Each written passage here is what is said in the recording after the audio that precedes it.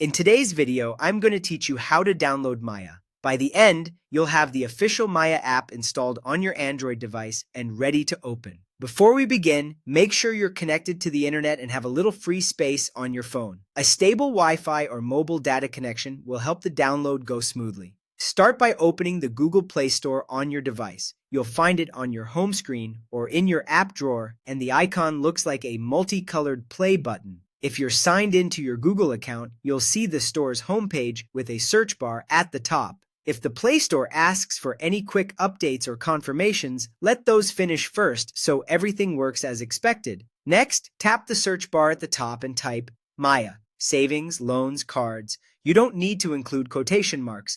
As you type, suggestions may appear. Choose the one that exactly matches the app name to save time. This ensures you're searching for the right product and helps you avoid lookalikes. On the results page, look for the official app published by Maya Philippines Inc. Verifying the developer name is important because it confirms you're getting the legitimate app with proper security and features. Check that the app icon and listing look professional and consistent, and steer clear of any similarly named apps that aren't from the official publisher.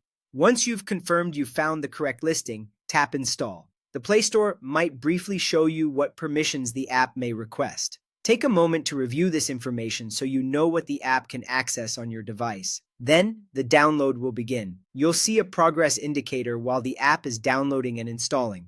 If it seems slow, that's typically due to your network speed or temporary server load. Just let it finish without leaving the page or interrupting your connection.